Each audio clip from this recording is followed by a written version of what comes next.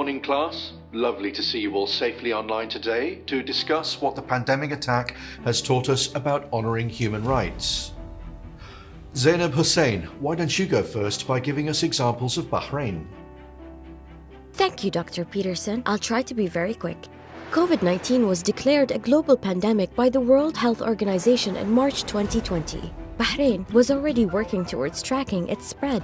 With immediate effect, His Majesty King Hamad bin Isa Al Khalifa issued directives to establish an executive-level committee led by His Royal Highness Prince Salman bin Hamad Al Khalifa, the Crown Prince and Prime Minister, to overlook the whole process of getting Bahrain through this global crisis by providing access to healthcare for all citizens alike and upholding the values of human rights. The late His Royal Highness Prince Khalifa bin Salman Al Khalifa constantly and consistently ensured that government services would uphold their commitment to excellence.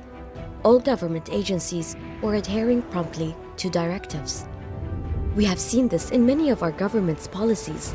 The Ministry of Foreign Affairs, mandated with this portfolio, together with other national bodies, work very hard to ensure that all country regulations and procedures are in accordance with international best practice. The COVID-19 pandemic has really made this visible.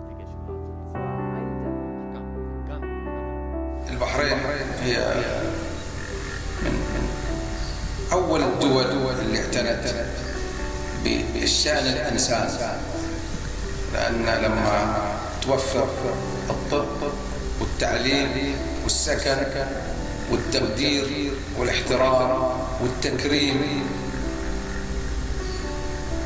والحق في حرية كإنسان، أعتقد هذا قمة الإنسانية، وهذا ما أمرنا رب العالمين به.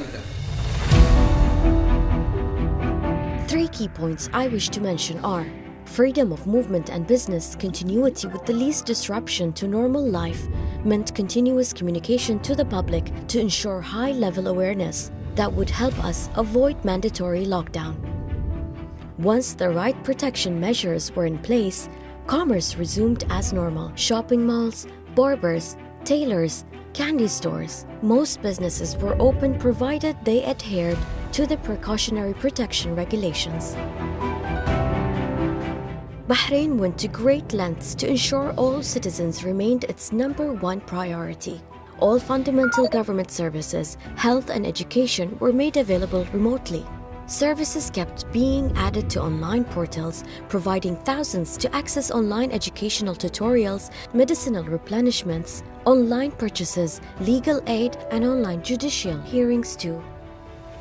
The telecoms infrastructures and available artificial intelligence were strong enough to adapt to the new market demands, and almost overnight, trends became more virtually centered. Bahrain boasts its well-ingrained values of coexistence and mutual respect. Great care went into ensuring that all expatriates and migrant labor populations were properly looked after. Mobile facilities were sent to large communities to conduct medical swabs. Free access to medical treatment centers came with it. Housing arrangements were provided to avoid cramping. All community-level food and supplies were distributed to those in need. Nobody was left behind.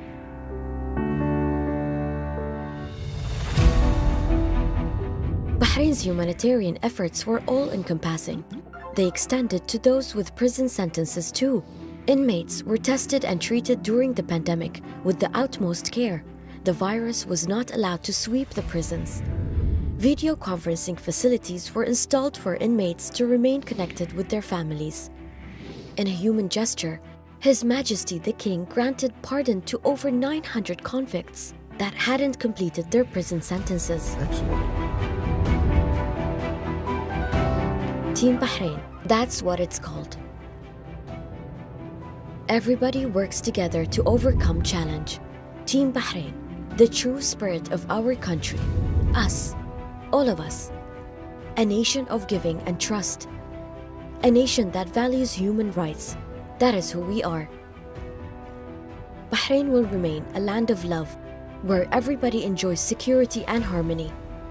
We are fully confident that the Kingdom of Bahrain, with the solidarity of its citizens, is capable of overcoming this challenge. Thank you, Dr. Peterson. Thank you, all for listening. I am happy to take questions.